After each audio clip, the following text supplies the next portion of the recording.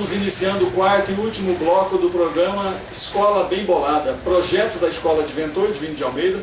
Estamos aqui com alguns convidados conversando sobre violência, racismo e manifestações. E vamos às considerações finais.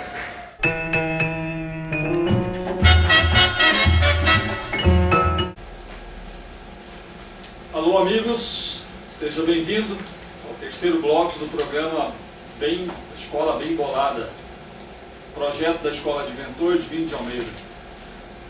O programa Escola Bem Bolada conta com a presença dos professores convidados, nosso amigo Cristiano, para debater temas como a violência nos estádios, na escola, racismo e as manifestações populares, Então, vocês que estão acompanhando ou que querem acompanhar, este programa está sendo dividido em 4 blocos e cada bloco os debatedores, os participantes falando suas opiniões. E neste último bloco nós estaremos lançando uma pergunta que fica livre aqui para quem quiser responder.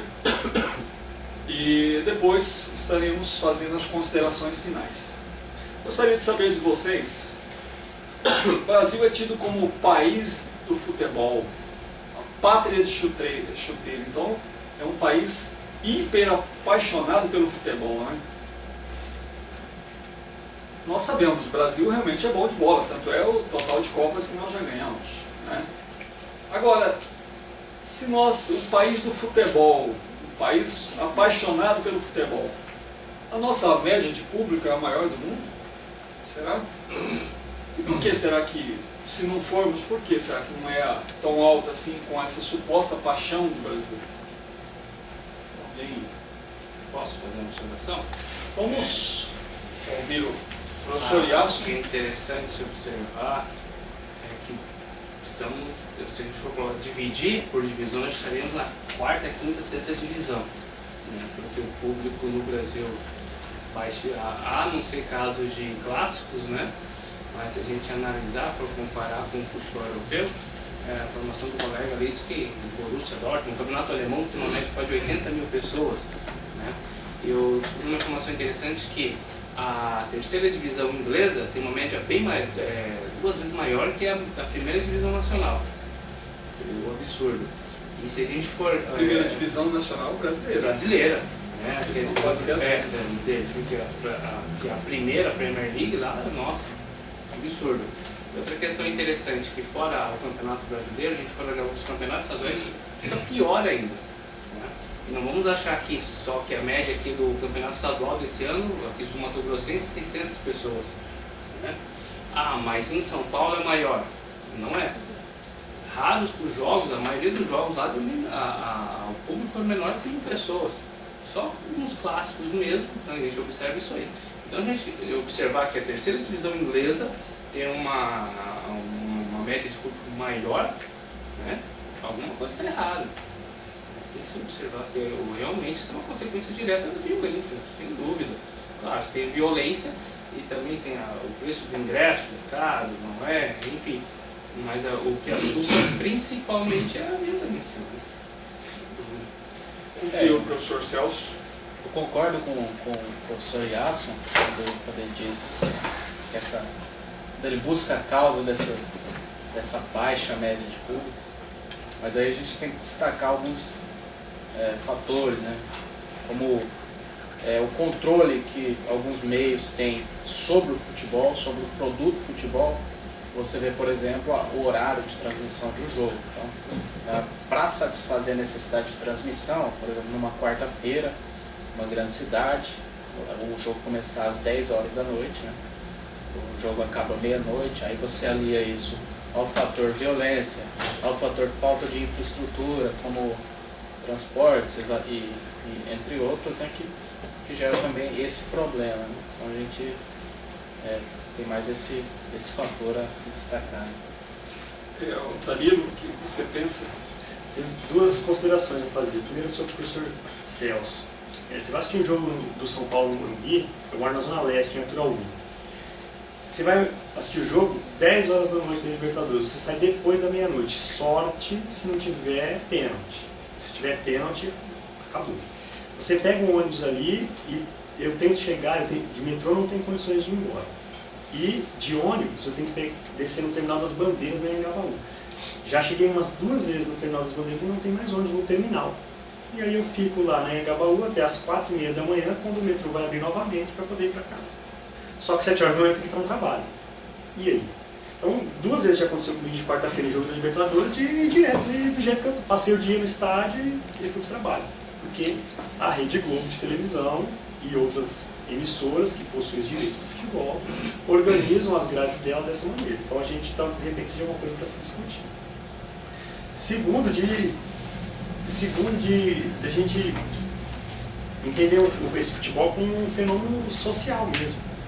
Poxa, não dá para ir num lugar violento, não dá para você colocar seu filho dentro desse lugar violento, não dá para você colocar sua esposa, além dos preços e todo esse contexto que a gente vive no país hoje. Não tem condições de ir no estádio e passar por tudo isso. É por isso que as famílias estão fora do estádio. Acredito muito que seja por aí o caminho. Cristiano? Não, é que ele falou assim a questão da Rede Globo, né? E aí eu me lembrei que eu tive a oportunidade de assistir uma palestra com um árbitro de futebol aposentado, né? Me lembro o nome, é Jorge Travasso, que é o nome do árbitro, e ele falou o seguinte, olha só, às vezes quando você vê o árbitro no meio do campo com um cronômetro olhando para a lateral do campo, o pessoal fala assim, está conferindo com bandeirinha, está conferindo com o árbitro, o delegado da partida, eu falo assim, não é não, nós estamos esperando o Tino Marcos fazer assim para a gente. Acabou a novela, agora pode começar. Pode começar o jogo. Então quem dá o sinal para ele poder começar o jogo é o repórter da TV, que olha para ele e fala assim, aí ele dá o início da partida. Quer dizer, como que virou o mercado mesmo do futebol, o produto futebol. Né? Então, não é respeitado o horário da pessoa que vai ao estádio, e sim de quem está em casa para assistir. Então, se privilegia quem está para assistir em casa. Então, compensa você assistir em casa. Mais confortável, mais confortável. E até completando o que o Cristiano está falando, o direito de transmissão que os clubes cobram, né, é altíssimo.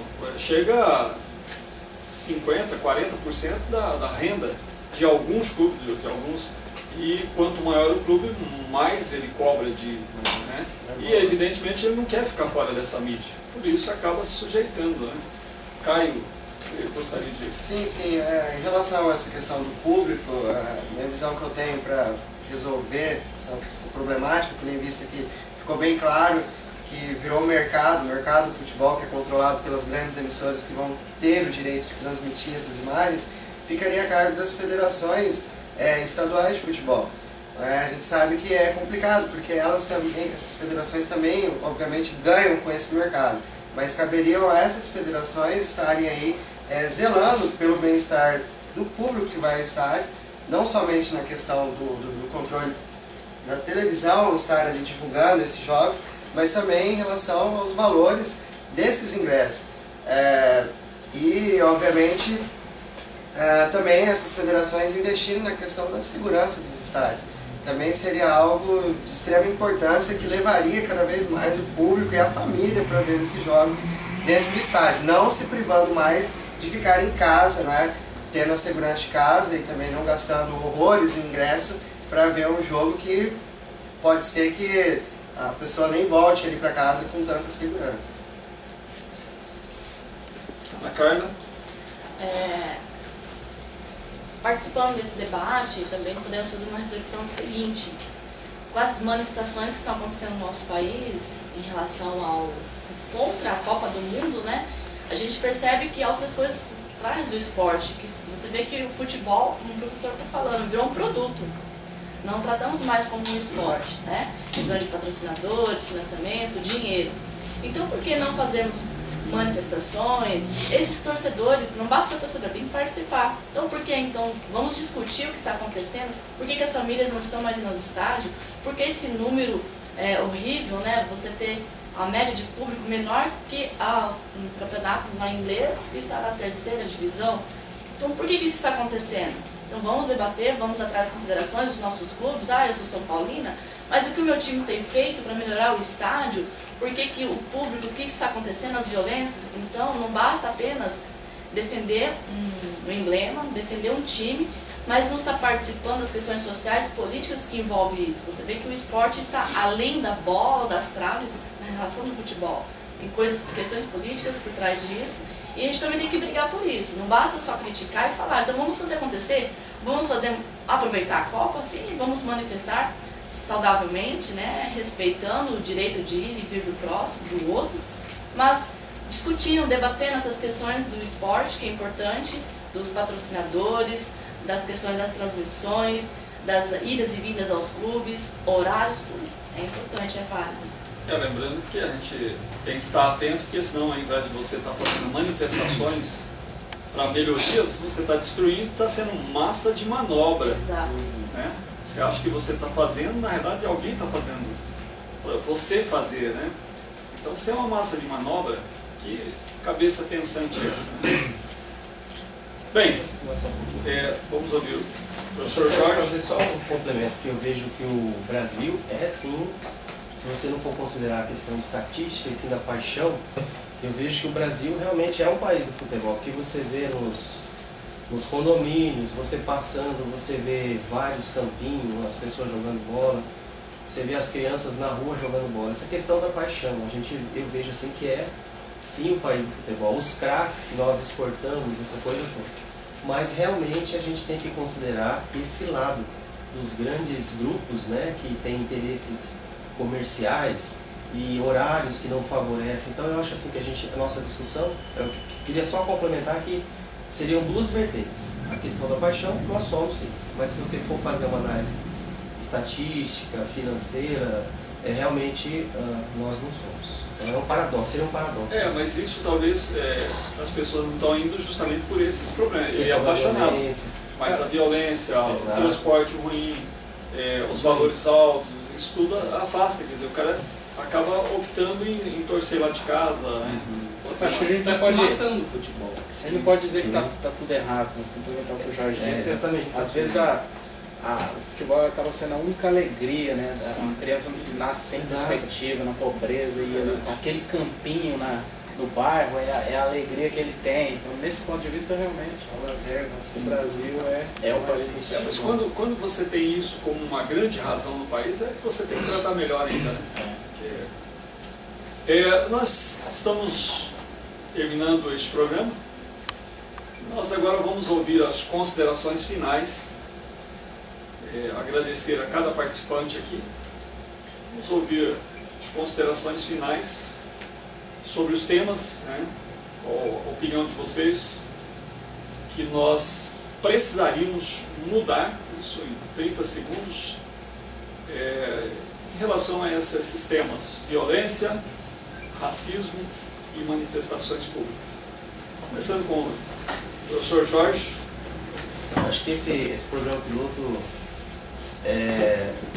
tem o seu grande valor exatamente por trazer à tona esses assuntos que estão tão em voga, que envolve a sociedade em geral. Eu acho que a gente tem que continuar debatendo e eu acho assim, parabenizo a ideia, né, entregar o jogo do Nivaldo por esse piloto, né, e que a gente tem que estar sempre debatendo, principalmente aqui no espaço da escola, que é um local da aprendizagem, né, estar debatendo, formando esses jovens, e a gente não pode deixar a peteca cair, principalmente agora, nessa época da Copa.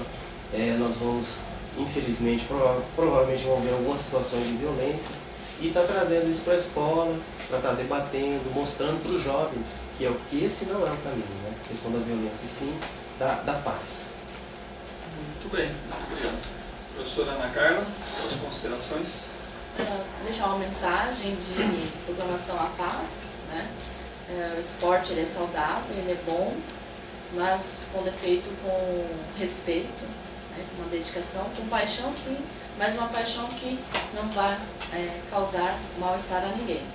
Então, nós estamos em época de Copa, está próxima a Copa de 2014, torço para que nós sejamos os campeões, mas mesmo independente de resultado, valendo o esporte, né? Valorizando o esporte, valorizando o ser humano. É isso aí. Muito obrigado, professora Ana Carla. Vamos ouvir as considerações do professor Danilo, que nos honra com a presença. Falei bastante sobre a questão da mídia e acho que a minha consideração final vai a partir daí. Não é que a mídia não deva noticiar os problemas de violência nos estádios no entorno. A questão é até que ponto a gente pode espetacularizar isso e tornar isso corriqueiro na sociedade. O exemplo clássico disso é a Europa, especificamente a Premier League inglesa, que a partir dos anos 90 conseguiu acertar isso dessa maneira. Filma os brigões para fins de identificá-los e na hora da briga é replay de gol, é lance de impedimento e tira o foco dos brigões, até que aquilo seja resolvido pelos stewards, né, segurança para a gente aqui, ou policiais, e o jogo seja reiniciado. E você tira o foco dessas facções, o foco é a paz, não é a briga. Acho que é assim que a gente tenta resolver, é um caminho para se resolver isso nos nossos estádios. Principalmente agora que eles terão esse formato aí FIFA, que as torcidas terão que conviver umas com as outras. Muito bem, matou a pau. Obrigado, você é um craque, né? Professor Cristiano, nosso convidado, e gostaríamos que estivesse nos outros, grande conhecedor de futebol, com histórias belíssimas, né? Craque de bola. Craque de bola. Depois eu vou passar o meu currículo completo. Futebol das quartas, né?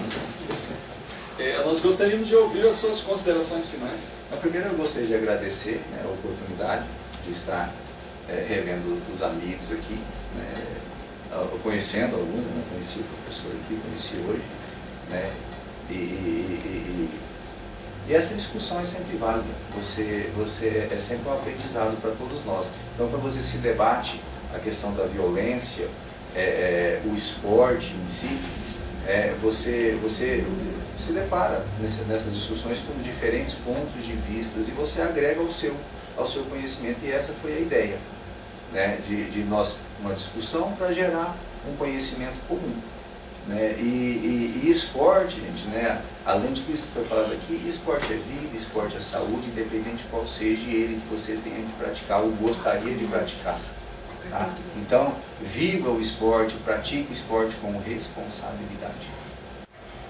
Vamos ouvir as considerações do professor Iasso.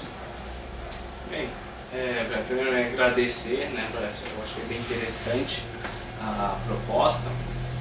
E queria fazer um destaque. Eu acho que observamos, tentamos, né, entender qual seria a solução, né, com a violência, né, levar mais a família para os estádios, entende? Não adianta só culpar as mídias, a ausência de leis, né, funcionam. Mas acho que é interessante destacar o papel dos nossos professores em sala de aula, porque os alunos, também, todos os alunos são torcedores, né? Eles não podem ter o costume de ir ao estádio de futebol, mas futuramente eles vão se reunir em um bar com os amigos, né, já na fase adulta. É importante nesse momento a gente fazer isso aí, porque, né, não existe essa diferença, né? Como eu comentei com vocês, o aluno que pode ser violento em sala de aula vai ser violento no estádio de futebol. Eu acho bacana a gente conscientizar os alunos nesse quesito.